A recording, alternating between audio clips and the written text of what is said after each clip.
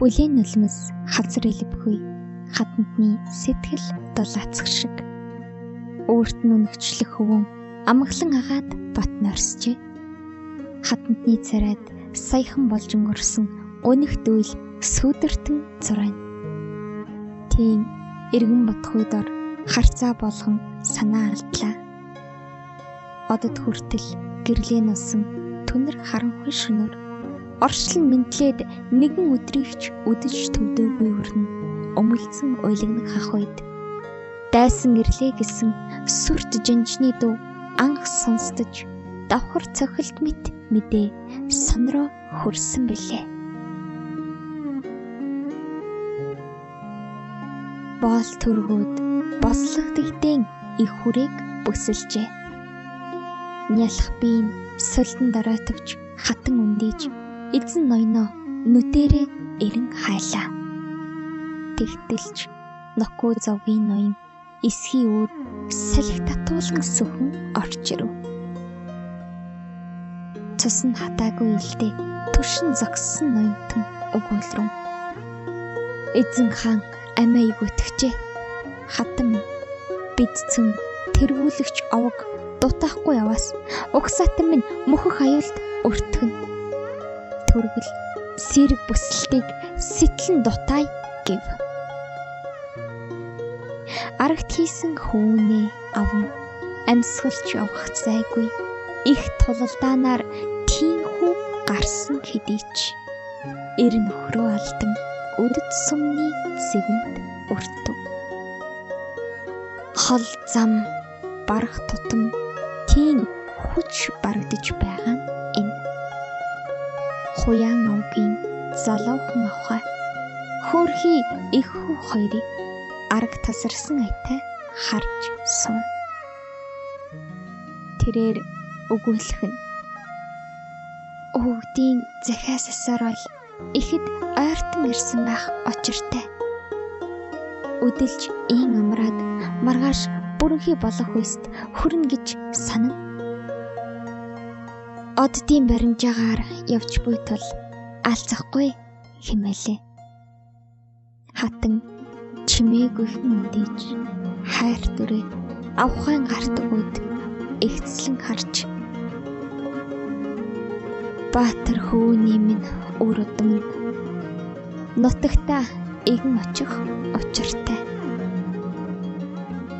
Гэвч энэ цаг хизээ ирэхийг хинчүүл мэднэ.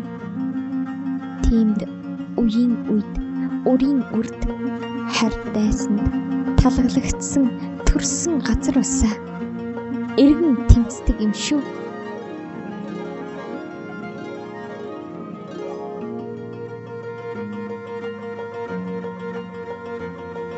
Хатантны царайд шаналл эцтэй тулсан бололтой тодорсноо гинэт дороо сүхрэн сууж зүрхээ барилаа. Наран гээж алтан цацаргаа дөрвөгч ихэс дээдсийн аяны отог дээр тосх үе амьсгал хураасан хатны үдсгэлэнт амьсгыг гээгүүлвэ. Өө гаршуудагч зав хомсдол онголон оршоогоо түргэн голын урсгал руугаа адил довтлохон одлоо. Залуухан авхайн өгүүлсэн ёсоор үд гэхэд зорьсон газраа хүрв. Нүд баясгам саруулгандын ажээ бяцхан горхны хоржигнох чимээ чихнээ унгалж солонгийн өнгөт цэцгэс хөлдөр найгалзна. Хүндэт харуулмт модод захлан сөндөрлөж хүрээд эрвүү гэх шиг алаг эрвэхээ эргэлдэн нисэлтэж авгаа дээдсийг тойрон бүжиж огтно. Ан ав элбэгтэн хүрээлэн буй асгад уулсын билээр булталцсан үздэн.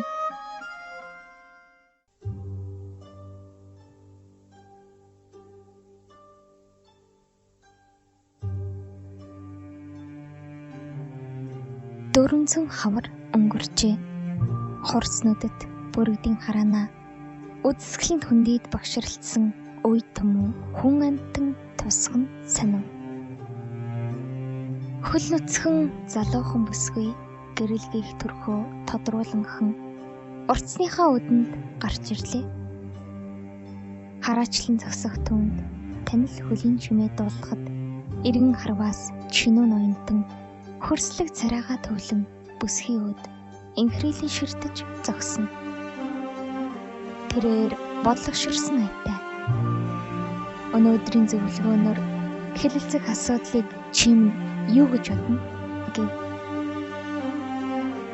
Гуамарал хатан харцаа ихэнсгээр өргөн эр өөдөмшиж. Ноёнтон та зөв шийдсэн. Эрт цагт эргэн нутагтаа очихыг өвөг дээдэс сануулсаар ирсэн биш үү? Нэгэн төдгөө цаг нь олжээ. Малахгүй ард иргэд бидцэн багталцаа байв. Гагцгүй хэрхэн нэгж буцаг хэсгийг хэлжүүл мэднэ. Гэвч мэрэгэн ард тунгаан хэлэх буцаа хэмнэлээ. Ийм ноён хатан их зөвлөгийн газар болох сэрэн өсрөг морлоо. Их стэдэс эрдэмтэн мэргэд цөм цуглжээ.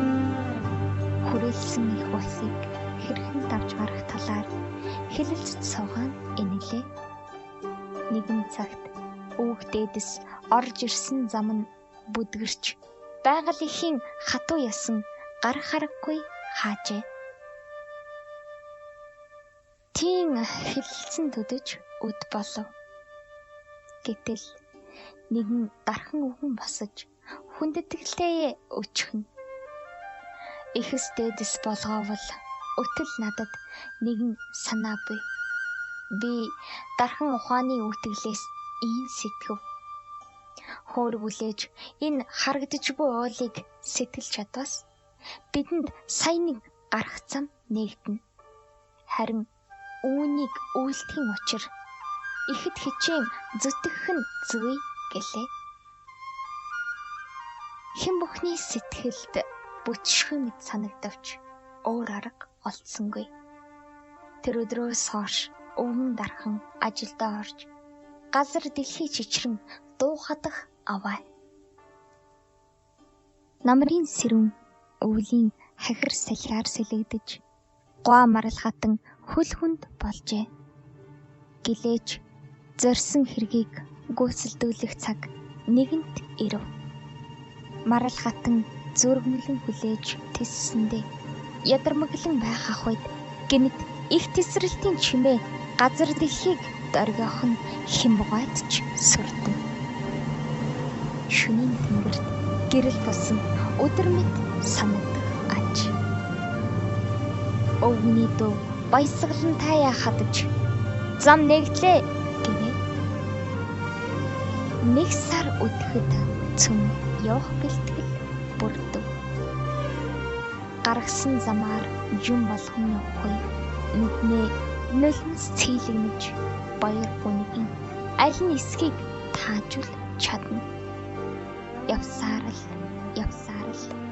эцэст нь нэгэн мөсцсөн мөрний хэвгийгээр зүрх алдан гитэлж төрсөн нутгийн хөрсөнд сайн нэг хөл тавилаа. Өргөн удам нутаг нүд алдан тал өмнөө цэлэхгүй тэнгэрүүд харна. Эвгээлтэн мөргөн сүгдэв. Тинхүү цааш бидэрсээр сайныг төвхөнлөө. Цаглбар өөрчлөгдөн урссаар зуны дэлгэр цаг альчлан ирэв. Хатан Гуамарал няраалах болжээ. Өвчнөдөө цайсан царай зун хаялсан цас мэт. Нэгэнтээ явуулахгүй биен суларч шинхэн хан хөөний час хийсэн дуу ертөнцөд цороотлаа. Цасан цагаан хатнаа инхрийлэн ширтэх бүртээ чинүү ноёнтон Хөвөндөө бат цагаан хэмээн нэр хайрлаж өргөн гурвантаа дуудан тэнгэртэй мэдүүлвэ.